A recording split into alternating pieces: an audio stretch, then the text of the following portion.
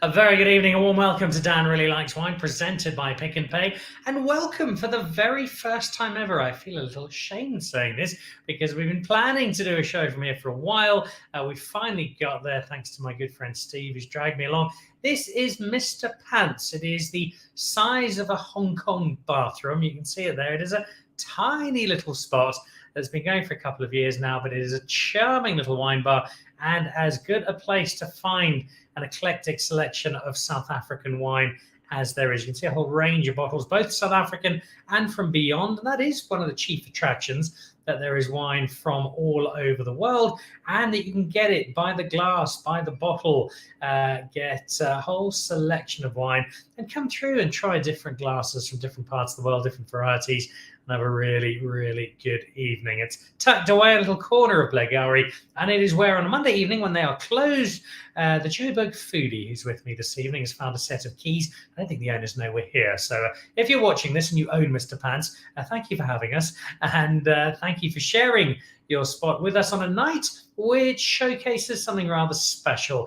The Star Wine List, which has finally come to South Africa, having made a splash around the world. And on the show this evening, the local face thereof, looking dashing and monochromatic as ever, the Joburg Foodie, Steve Steinfeld, good friend of mine, good friend of the show, will be joining me to explain what the wine list is. And then we head to Sweden, where a gentleman called Kirster will explain how it all came about, how it works, and exactly what the wine list is. And then we have two guests from particularly good wine-fueled spaces here in Johannesburg who both feature on that Star Wine List. I'll let you know who they are in just a moment. Before we get the show going, though, and introduce my co-host for the night, let's have a quick look at some of the latest wine news.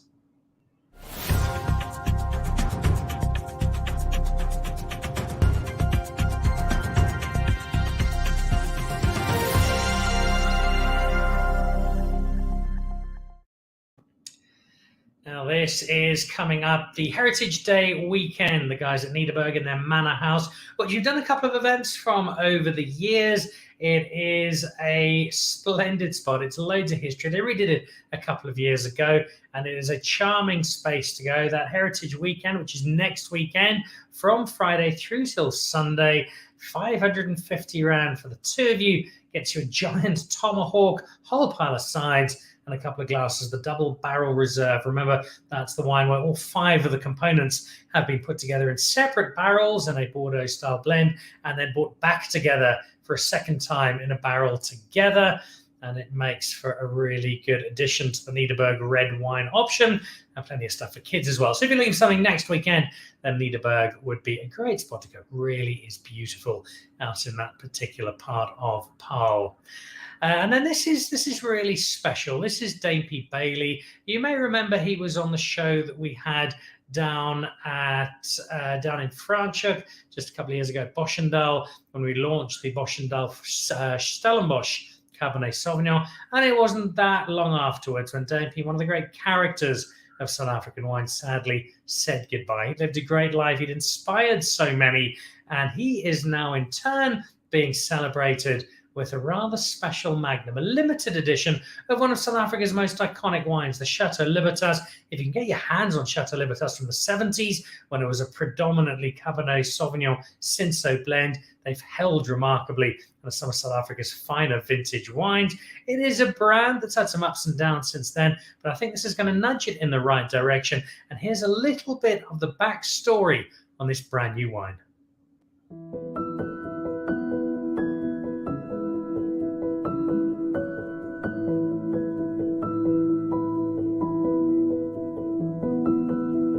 Today was the waxing ceremony of the 2800 Magnum Chateau Libertas 21 vintage, which will be a 90-year celebration of Chateau, but also a life celebration of Dampy Bailey that passed away last year. At the Welgevallen farm, we've got a unique opportunity working with the university to create something that's special for the industry, for the wine industry. I mean, it's going to be an iconic part of the winelands. I can see how this will become the place to be, where we will be able to showcase what South Africa's wine is all about. It's emotional for my mom and I, and it's great that the industry is honoring him in such a way that it's that it's going to be hopefully positive. I think it's fantastic because that's what we need. We need collaboration. We need to reflect about the history. In the case of Dame Bailey, has really been somebody that brought groups of people together, but always making sure that there's a golden thread that runs through all of this, and that is, let's not forget the past, but let's pull back our shoulders with some self-confidence and continue the journey.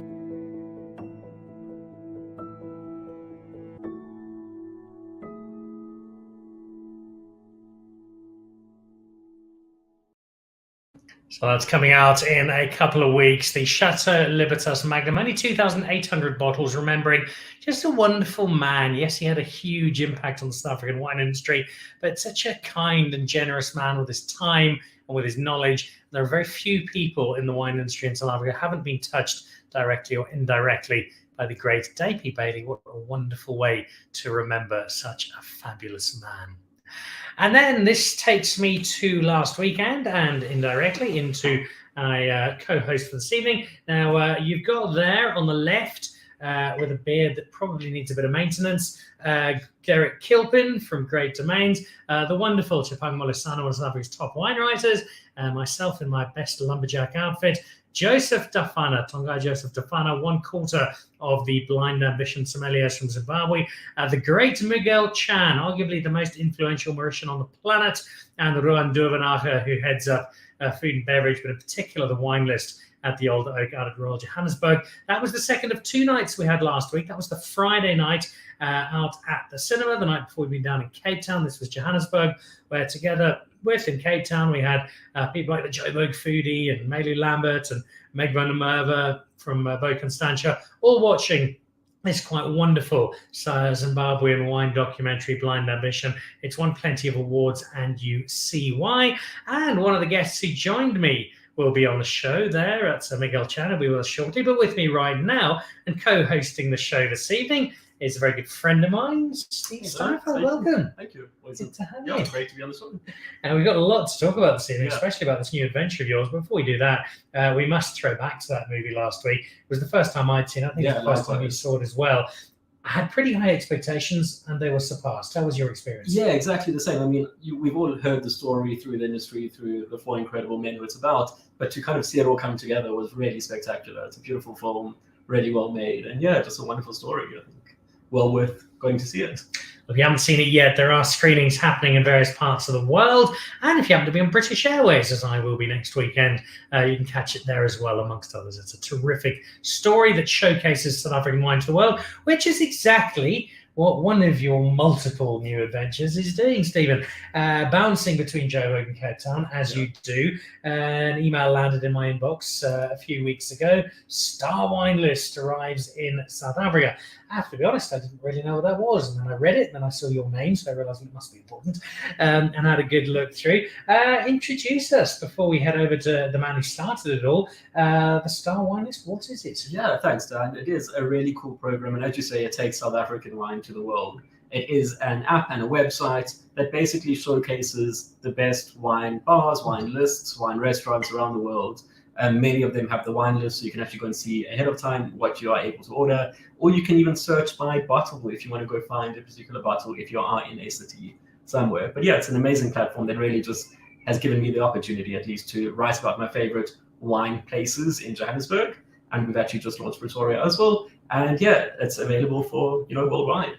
And it allows you to do something on a space that has improved dramatically. We don't have to go back that long, where even Cape Town wasn't awash with wine bars, and Johannesburg was a bit of a desert. Now we find both places like this in Mr. Pants, and there are a number of others popping up in Johannesburg. But also, as we'll see from 2 of our guests, we've got a lot of restaurants where the wine gives the food a real run for its money, and you can see there is a real care and level of attention that's been put on the wine and the wine list and the curation thereof. Yeah, I couldn't agree more. I think if you go 10 years back, even 5 years back, South African wine has grown leaps and bounds when it comes to our restaurant scene. And I know, many people agree wine may be made in Cape Town, but it is sold in Joburg. So I think, I don't think anyone would disagree that Johannesburg is such a consequential market for South African wine.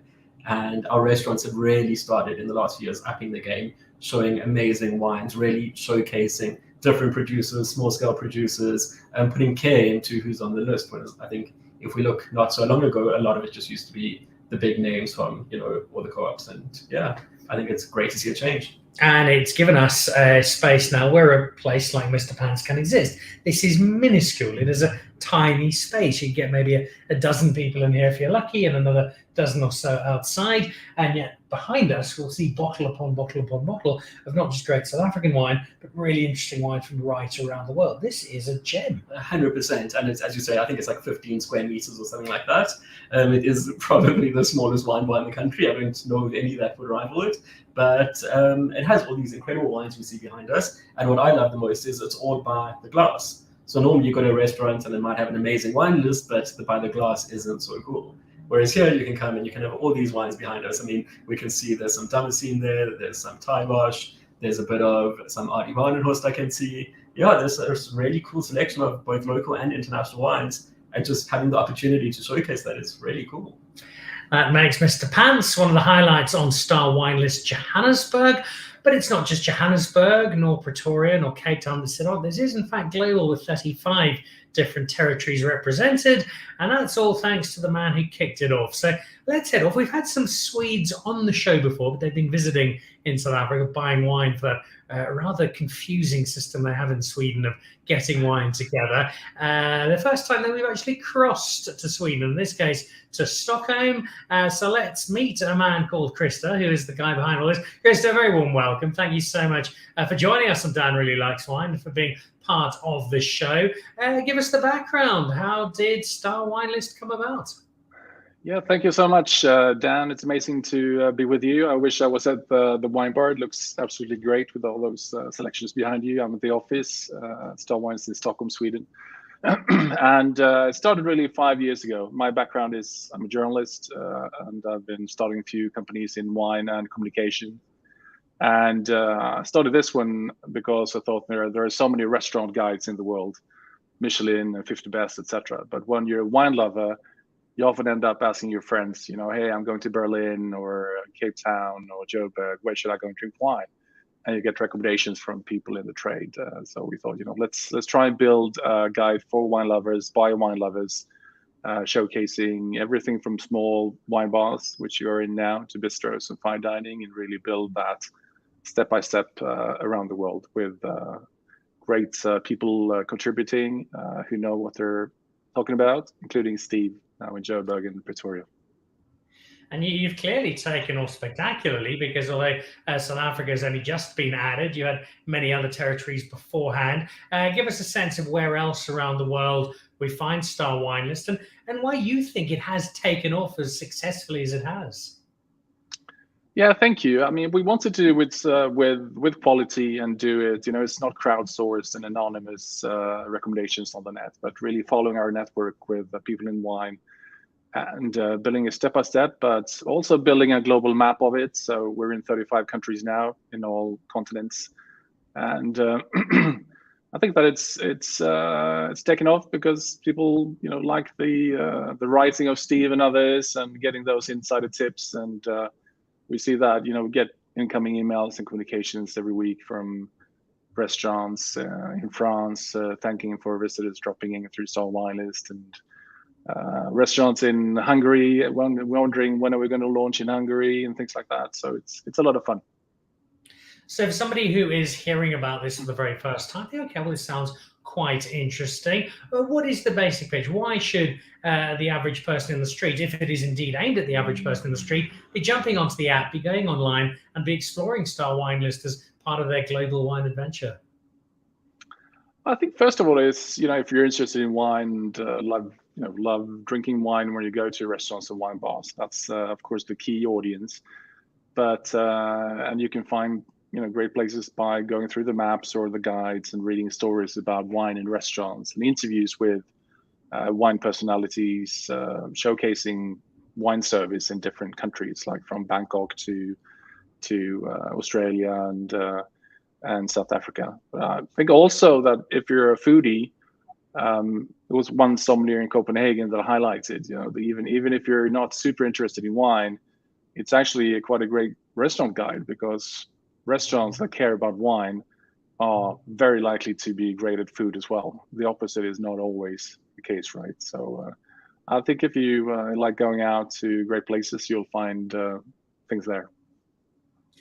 One of the questions that I suspect a couple of people might have, I put it to you while we were chatting before we went on to the show, surrounds the objectivity. Is this something where, okay, I've got a really cool wine, or I've got a really cool wine bar, and I want to get mine onto the list. So here's a large check of Swedish krona, and bang, I am on Star Wine List. Is that how it works, or is this very much journalist ethos and the ethics, and you have to be there because you earned it? Yeah, that's a good question. No, it's impossible to pay your way on Star Wine List. We don't accept payments from the restaurants the wine bars listed, just to be able to be objective and rate the favorites places we like. So our business is through advertising from wineries and wine regions, wine countries, sponsors for our wine list events, and also we have a premium membership where you can pay to search for your favorite wines in more than 1,900 wine lists around the world now. So yeah, no way to pay your way onto the site. All right, it has arrived in South Africa. There's plenty more that I want to chat to you about, including some really exciting awards. But let's dial down into South Africa and down to Johannesburg. So Star Wine List get hold of your management company in New York, and they contact you, and right, this looks like a fun thing to do. How do you begin to approach this? Because it's got a wide-ranging space. Are you given quite clear directives from Star Wine List as to what boxes need to be ticked to make this list? I mean, if you look at the panel they've put together, it's an incredible group of ambassadors. And from my perspective, at least, they really did leave it up to our own judgment of who gets to be included. Obviously, there has to be, like, as you say, journalistic integrity, but otherwise it was kind of up to us to decide what needed to be on. And as I said earlier, I think we are having this emerging scene of a lot of restaurants who are really putting effort into their wine lists. And that's kind of what I was going after, like looking for the people who are actually, trying to do better, do more, showcase as much as they could, whether that be South Africa or it be around the world. We do have a local wine scene that is very locally loyal, which is an amazing thing when, we have our wine industry. But then also looking for, okay, cool, well, who's got really cool international offerings, and who's got a really cool by the glass list. So trying to find something that, if a tourist arrives, there's kind of something for everyone, whether it be the amazing Mr. Bengtsson or these fantastic wines, or maybe, for the more hipstery, natural, low intervention geek, wine bar in Carnival. Just trying to make sure that there was a good mix of, something for everyone. All right, well, we've got two examples to look at. The first of those is from a restaurant in Morningside that's had a stellar reputation for some time. Signature, incredible wine list. It's a wide-ranging one. Mxolisi will talk us through it in a moment. What was it about Signature that said, right, this is one for the list? So Signature is one of those that has, that incredible length and breadth of wine. It's got South African wines, but it's got a huge international section, and it kind of takes you through each of the regions as you go along. I think it's 65 pages long, the wine list. And I really appreciated the diversity and the scope that they showcase to Joburg's offering. And they were one of the first to actually do such a large international offering and wine list of that scope in many years. Well, let's head over to the restaurant. Joining us for the very first time on Dan Really Likes Wine, and that's my fault because he should have been on way before. We'll be seeing plenty more of them. Mxolisi Mahatshi, welcome to Dan Really Likes Wine. First of all, being on Star Wine List as it kicks off in Johannesburg, what does that mean to you as the man charged with overseeing the wine at Signature? Thank you so much, Dan, and thank you so much to everyone. It's such an honor to actually be the one who is at the back or at the front of what Signature Wine List has to offer. Steve has already just mentioned that we as Signature, we try to cover as much and as diverse of the wines that South Africa has to offer, but not just that, the rest of the world that has to offer. So I would like to say we're spoiled for choice right now with what South African wines has given us. When I'm doing the wines, so many times, if I'm to choose 5 or 6 wines, I end up seeing myself choosing 8, 9, or even 10 wines from a certain varietal, because I'm trying to get different and very distinct flavors from a particular grape varietal and trying to explain that even more. And for international wines, just to showcase what other countries also has and have on offer for us to actually compare what South African wines with what the world has to offer. It's very easy, Mxolisi, for people like you, like me, like Steve, to get really excited that you've got a selection of old vine Semillon, you've got a wonderful range of hard to find Portuguese wines, but you've also got a restaurant where you have to make money and you have to sell all of these wines. Does this incredible scope of wine that you have match the interest, the excitement, the enthusiasm of people who are coming to the restaurant? Are you finding that your wine drinkers at Signature are really happy to see this range and are willing to explore and to dig in? Well, for starters, I'll say there are people that are actually creatures of habits. They like their particular wines. And from time to time, you get those, even though we don't have those wines on offering on the wine list, you have them as the seller item, they'll still order those. But I have to say that with the 65-page wine list that we have, we try to say each and every person is different in terms of the wine and the palates that they prefer. And so if you are trying to make sure that each and every person actually ends up happy and they leave the restaurant happy and they pair their food with a particular wine, it has to be actually as big and as humongous as you most probably can.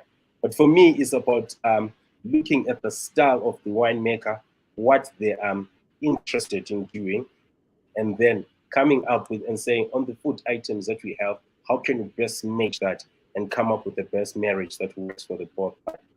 In essence, that creates the bit about Signature, because each and every dish has to be unique in its own right. And so you have to get that particular dish, specific wine that will actually pair with that wine. And it's not usually easy many a times to actually come up with a specific wine that will pair with that. It's usually a long journey going through to and fro with the shelves to make sure that you get that very particular wine that will pair very well with that wine. But for the consumers to get to be happy, I certainly say they are with the offering that we have and with the great team that's behind me, the wine stewards that are assisting me in making sure that they present the best wines that we have, as well as myself. A big part of Star Wine List is educating people and giving them the opportunity to know and find out more about wine. A lot of the Cape Townians look down their nose a bit about Johannesburg. They just want to spend lots of money on big name wine and they don't know quite so much about wine. I would argue against that, but I'd like to know from your perspective in terms of the people who are coming to Signature, are you seeing more educated consumers? Are they understanding more about different styles of wine, different interpretations of grape, and being more adventurous as a result of having that knowledge? We have in some of the people that actually have become a part of, if I can simply put it this way, family. They love it because when they come here, there's the people that are knowledgeable about wines and that we can easily have a conversation about wine, explore and make sure that they get to understand certain varietals, certain niche varietals that people ordinarily wouldn't drink right now. I mean, if you put a bottle of Petit Verdot right now, chances are most people wouldn't think it's a grape varietal that stands on its own right. Or as people would say right now, that Chenin Blanc is a grape that South Africa is taking up and is doing exceptionally well. If I were to put different type of Chenin Blanc from Swartland, but from different parts of the soil, how best can they actually attend and get to understand that? And it's safe to say most of the people have had the passion and the interest to come in and to enjoy wine, but also enjoy that conversation about wine into understanding more and more and more. Yes, we still get people that are saying, we are new into wine. What can we get? And you direct them into something which is fruity, or something which is easy, something which is not too tannic. But for the majority of the people that will come in, someone who likes to come to the cigar lounge and have a glass of wine, they would prefer to have something which is seasonal, not just something which is, you can say, safely say a house wine, but things that they know, because it's the people whom we usually say is the extension of their lifestyle. And thanks to Steve and Star Winers Joburg, becoming armed with even more knowledge of which to irritate and annoy the sommeliers, which is fantastic. A more educated wine population does wonders for the wine industry.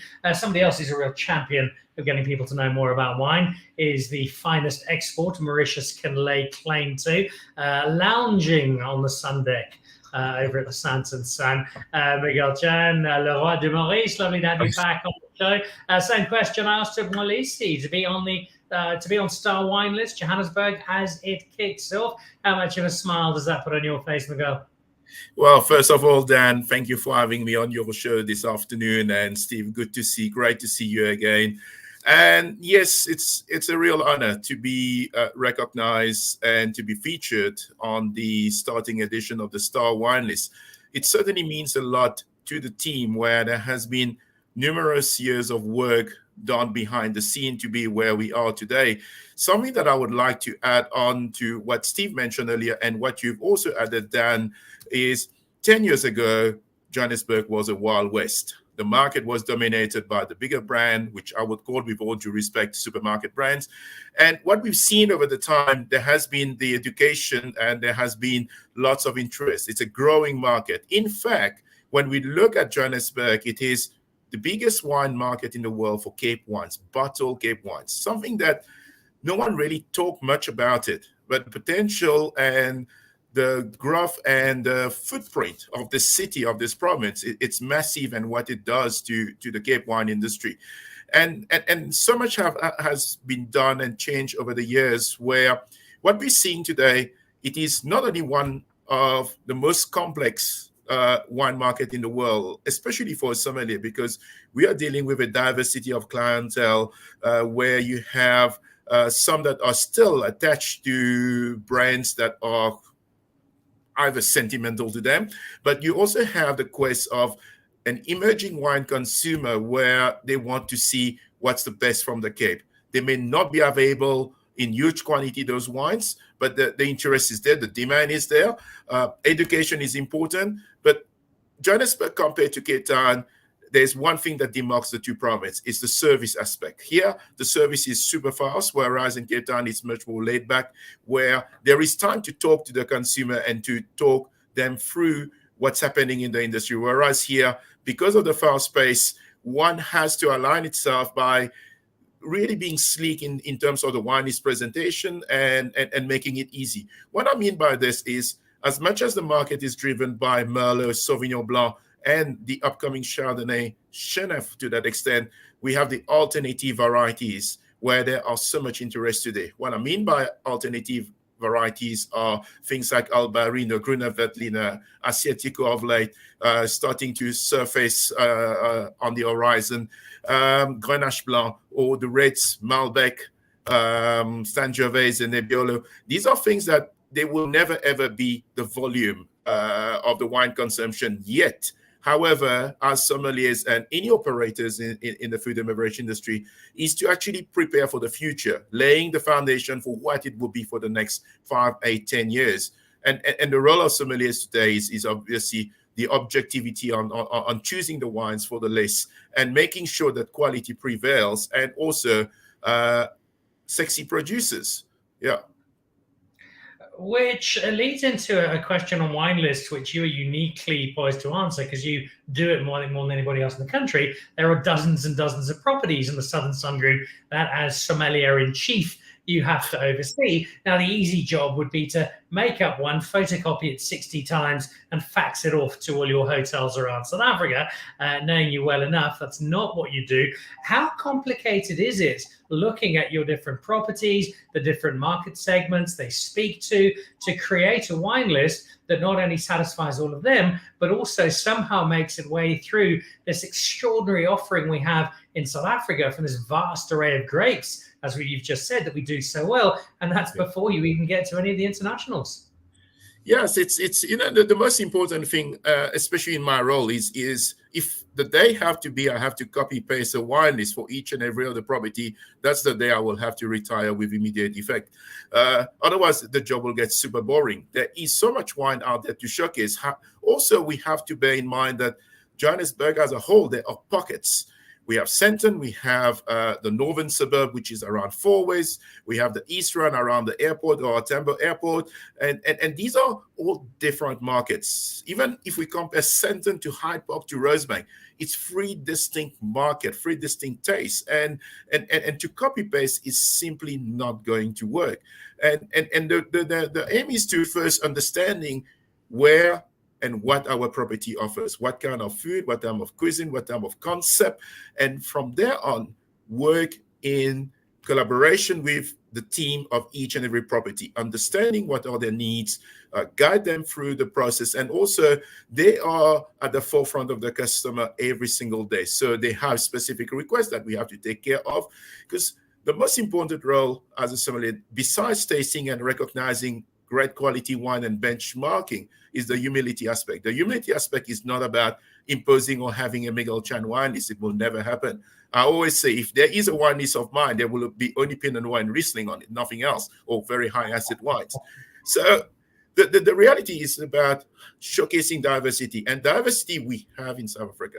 We have so much happening, and right now it is one of the coolest countries in the world in terms of innovation, in terms of offering, and it's super cool to be living the present. I have to say, just from my point of view, when you mention big hotel groups, I think what Miguel's done is absolutely incredible, because not only, if you look at the Sandton Sun list, it's got like little sections called like interesting white wines, unusual red varietals.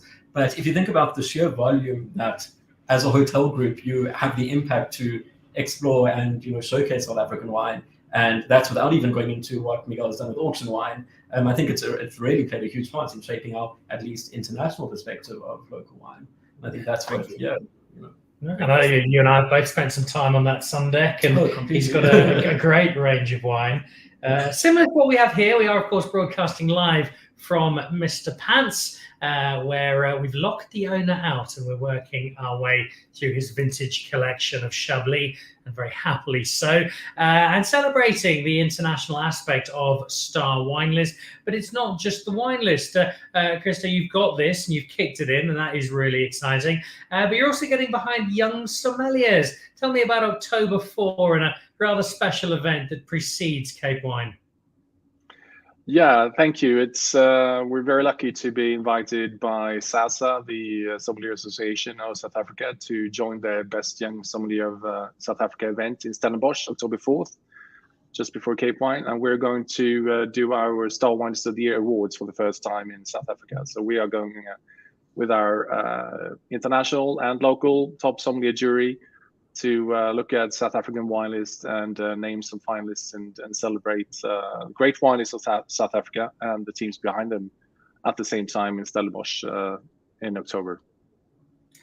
Which suggests, coupled with the fact that Star Wine List is now descended upon Johannesburg, Cape Town and Pretoria, that you have a genuine interest in South Africa. And I'd love to say that that's just because you personally think our wine is lovely and you thought it would be a great idea, but you are running a business. There must have been a commercial decision that said, right, this is a country we need to be in, which I'm hoping in turn says the image of South African wine, the interest in South African wine beyond our borders was such that coming into South Africa was a simple decision to make. Well, I think at this time it was more the heart that spoke than anything else. And yeah, as you mentioned, I love South African wines and South Africa. I've been only twice traveling in the country, but I think especially for wine lovers, but anybody visiting the country and experience the hospitality and the country, you come away as an ambassador for the country and its wines. And we've discussed it in the team and the jury of Star Winists, that it's really so much happening, not only in restaurants and wine bars that you showcase, but in the wine regions and all the exciting things coming out of the country. So it's a great time, we think, to highlight that, and yeah, very happy to do it. I must ask you on that note, we spent some time, I think at Kleiner Zolz earlier this year, with a couple of wine importers. There's a system of taking wine into Sweden that not everybody in South Africa completely understands. Within the mechanics of that system, is South African wine making more an impact? We're seeing more South African wine on wine shelves in Sweden. And are Swedish consumers deciding that South African wine is something they are more interested in and want to drink more of? Yeah, when it comes to the Swedish market, the retail is a state monopoly, just like in other northern countries and Canada, certain provinces. So the retail is quite controlled, and you have tenders and buyers, and it's quite complicated to get on the shelves. But on the other hand, the restaurant and wine bar scene is completely open. Any wine bar and restaurant can buy any wine they want from any importer.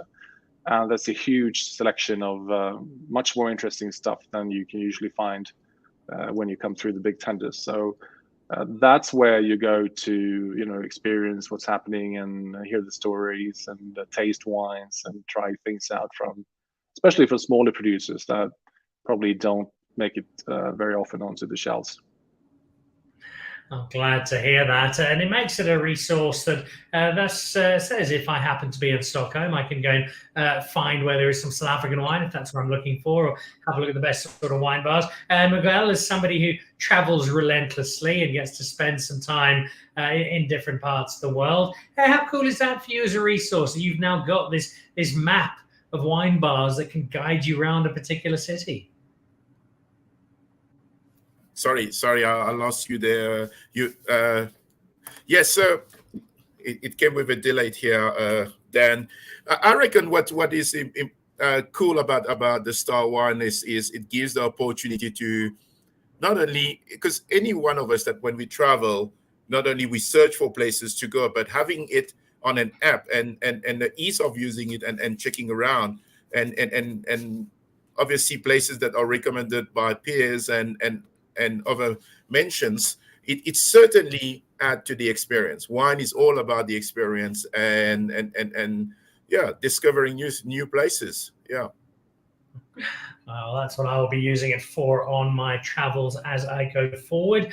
Just one last question on the wine that you put together. In terms of choosing your South African wine, Mxolisi spoke about getting that balance between the wine that he is a sommelier and a wine lover adores, but also knowing that he's still got to sell the wine. You've got such a vast empire to look over. The temptation to find a brilliant skin contact wine or an orange wine from a tiny little corner of the Swartland, stuff that as a wine geek you'll love, but might struggle to sell in big volumes, must give you the occasional moment of, yes, I'd love to buy it, but does it fit in? Are you finding the balance is swaying ever so slightly low, that you are able to introduce wine that maybe a few years ago nobody's ever going to buy that, and now there are at least people who are understanding these other varietals more and are willing to be a bit more experimental? Sorry guys, I have a network issue there. Okay, I got you now then. Yes, certainly alternative varieties is, as I mentioned earlier, it will never ever be the volume driven on a wine list. However, with a fast changing market as we've been experiencing over the last 3-4 years, especially in and around Sandton seems to be the heart of the wine consumption in South Africa. There's a reason why we call it also Africa's richest square mile. There is an influx of travelers. There is also a very solid base of local consumers that are willing to discover and experience what the best of the Cape winelands. And the diversity is in about showing the best of like the unknown white gems, the unknown red gems. And these are little things that makes the difference to a wine list. The wine list needs to be dynamic. And something that we've all learned out of the pandemic is it has given us the opportunity to reset what we were doing back in 2020. The wine lists are getting smaller, tighter, but we have to be also more creative. At the time when there are more and more wines on the market, more and more smaller growers, smaller producers, and it's about creating that fine balance between what one may consider as a commercial wine and also showcasing something that is produced but let's say 1 or 2 barrel production, sometimes even less. Some will make a demi-jean of a natural wine or an orange wine. And these are things that add to the talking point. The aim of any wine is it needs to be a talking point, and it needs to be a source of discovery. And of course, the most important aspect is the commercial aspect. So it needs to be profitable to an extent where it also needs to be priced in such a way to encourage people to discover, to experience, and to try the new wines, either it by the glass or just doing it by the bottle at a really, really cool price. So we are at a time where there's so many things happening and so many things moving, and it's super exciting. You mentioned by the glass. I'm glad you did. Mxolisi, one of the gifts that the wine world has been given in recent years, and Steve and I have both taken advantage, both ourselves and at various wine bars, is the Coravin, which allows you in a place like this at Mr. Pants to drink wine by the glass that previously you couldn't really. How much has that ability to serve fine wine by the glass changed the dynamic of what you do as somebody serving fine wine at Signature? Well, thank you so much. Yes, the use of Coravin actually comes in handy. I must say, there are certain wines, I would like to say, hidden gems that we have. Certain lines that ordinarily wouldn't move unless you get to interest customers or unless you get to show them that there is something in this particular line. And the best way for you to do that, wanting to conserve the wine for the longest of time, is opening with the Coravin. And it's something that we actually have moved on with that.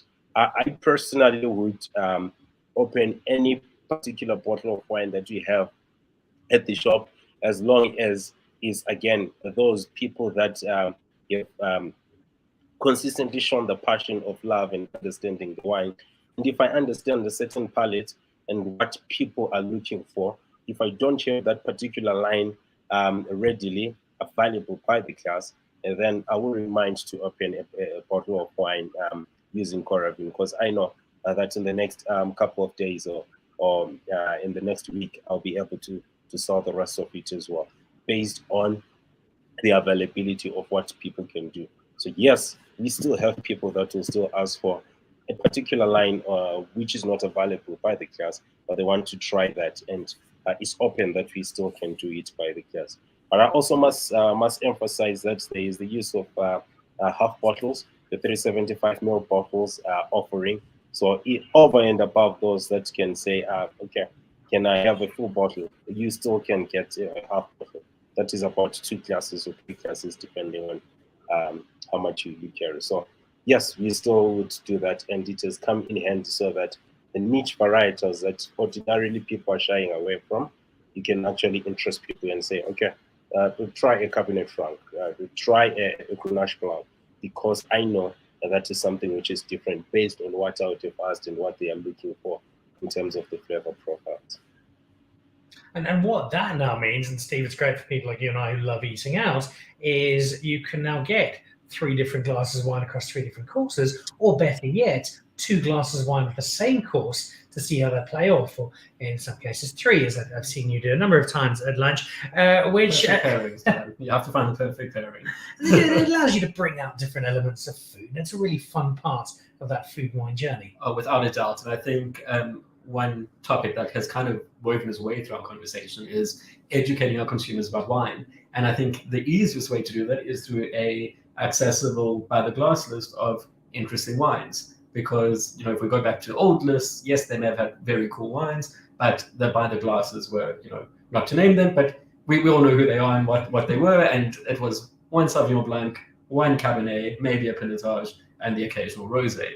But now that these by the glass lists are growing, you really can start, as you say, having fun with different wines. But it also opens the market up to new consumers who may think, I've never had a Riesling before. Let me try a glass of Riesling, because, you know, I don't need to order the whole bottle. Yeah. Or, of course, people who, oh, hang on, 1,000 rand for that bowl's a bit much, but I'm willing to have a shot at, 200 rand for a glass and share it with 6 friends and see how it goes. 100%. And I think that's what Mr. Pants does so well, is every bottle behind us is labeled with the glass price. And I mean, there really are some wines here that I don't think you'll find by the glass in many, many restaurants. And I think it's a really cool way to just allow people to enjoy better South African wines. It's offer it by the glass. Which brings me back to you, Mxolisi, and a question about that food and wine relationship. Now that you can, if you want, give somebody 2 different glasses of wine with a particular dish and see what they think of them, how much closer does your relationship have to be with the chef to make sure that you've got a keen understanding of each dish and thus a great idea of which wines from your selection are going to bring the best out of those dishes? Oh, wow. I have to say, we have a good and a sour relationship because he has to cook one dish a couple of times so that we still have to get a perfect pairing. Many a times it happens that if I open one bottle of wine, he has to do the dishes 4 or 5 times to make sure that we get it right. But that just happened because you look at the food menu that we have as well on the on the restaurant, is equally that big. As much as the wine list is I mean, it's just a 12-pager. You cover the starters. There's about 25, 30 starters at any given particular time. So in making sure that there is a perfect pairing for each and everything, there is something that we highly recommend as a pairing.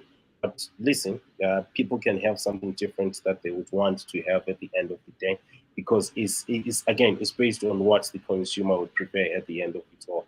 I might have a salmon tartare as an example of a dish, and I would have paired it perfectly with a glass of Viognier, but someone wants a bubbly, and in that case, maybe a blanc de blanc would be something that's paired very well. And if they are looking for something which is drier than that, and on the bubbly, let them have that, but I have to adjust the form of the tartare that we have and that you put on top so that it balances with the flavor profile that they're working with.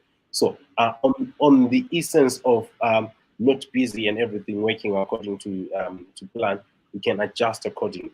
But you have seen, as Miguel was saying, this fast-paced year in Joburg, there are certain days where it's hectic and you're trying to cope and making sure that everyone is taken good care of.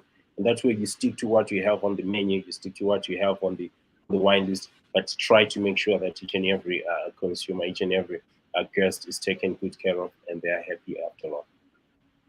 I love both that ridiculous attention to detail, it's fabulous, but also you speak of the adventure that is wine so beautifully, Mxolisi, and it sums up like why we get stuck into it with such relish. As we sadly come towards the end of the show, remind us very quickly, or introduce for those who don't know where you are, where we find Signature and where we should come and join you.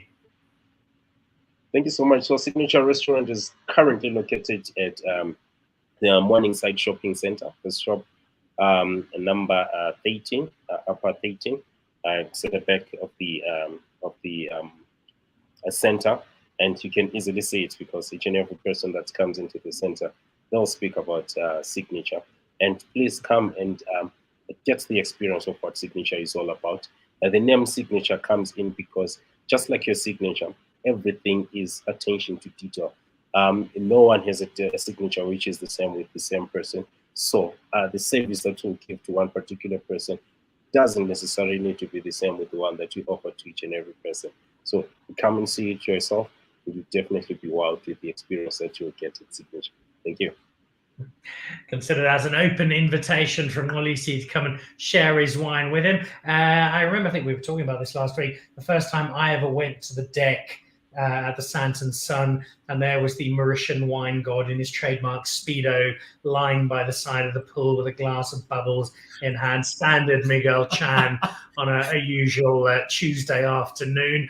Monsieur Chan, you've got 700 different locations, but let's focus on the Sun Deck, which is a bit of an iconic venue in Santon. For those who haven't been there, give us the quick snapshot where we find it and why we should be coming to hang out with the favorite son of Mauritius. Thank you, Dan. Indeed, it is the destination and the favorite rooftop destination in in Sandton and in Johannesburg also. It's the location, it's the view of the city, and it's the place to be seen, the place to drink, the place to party, the place to celebrate. And the sand deck at the Sandton Sun is a buzzing place, and it gives the opportunity to the SOMs, to the service team, to really showcase the best of South Africa from a food perspective and from a wine perspective. You asked the question earlier to Mxolisi about the chef. The most important thing is taste, taste, taste. So as an example, I'll give, always sit down with the chef 2 times a week. We taste wine, we talk about the wine. I've gone as far as having a template for each and every variety where what goes with it, what doesn't go with it, what may work, and what we should do. So the idea is to really give the showcase. What I mean by this is to give you an idea. Not so long ago, we introduced a goat dish on the menu, and what to pair with goat. And we decided on a Barbera from the Swartland region. So these are little things that are different, that will excite people as much as they are traditional food, but they are also cutting edge pairing, and to give everyone the opportunity to really discover. And that's what creates magic into food and wine pairing, and the deck is the place to be at the Sandton Sun. All right, well, I'm coming around next week for some goat. I actually had some wild goat on the island of Milos in Greece. Paired it with a bottle of Zino Mavro, and it worked beautifully. So maybe we'll find that with Miguel's selection. Before I jump back to Kirster for a last word, I think we've got a real sense not just of the value of Star Wine List and a fun element that's bringing South African wine, but also more broadly, what is the heartbeat of the Joburg Foodie, and that is food and wine in Johannesburg. And just 2 of many, many examples of the Johannesburg food and wine scene, which for a very long time has played a distant cousin to Cape Town. Still not quite at Cape Town's level, but the gap has closed considerably. And with places like the Sundeck, like Signature, like here at Mr. Pants, the offering is so much more comprehensive in Johannesburg now. Yeah, I completely agree. I mean, I always say, Joburgers love going out. They don't necessarily love eating out. But there's definitely been this embracing of wine, and it's amazing to see whether it be, vintage champagnes or some really cool local wines. It's amazing to see the market really starting to appreciate, understand, and embrace everything that is food and wine and the whole experience of going out. Well, let's jump back to the man who founded Star Wine List from his sprawling offices in downtown Stockholm.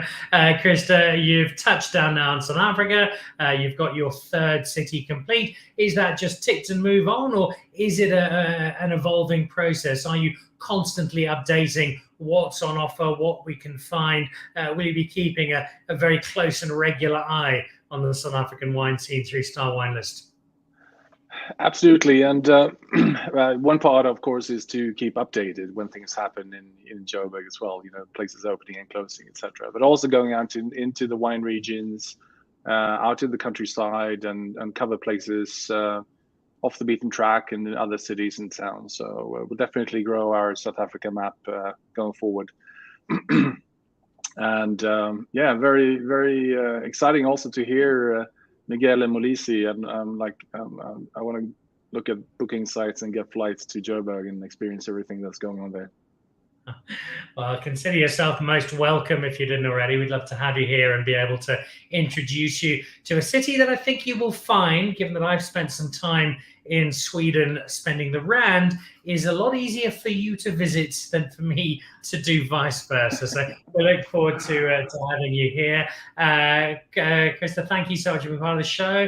Mxolisi and Miguel, guys, thank you. Lovely to have you part of Dan Really Likes Wine with me and Steve this evening. And expect to see us, Miguel, for some roast goats soon. And Mxolisi for that 65-page wine list of yours.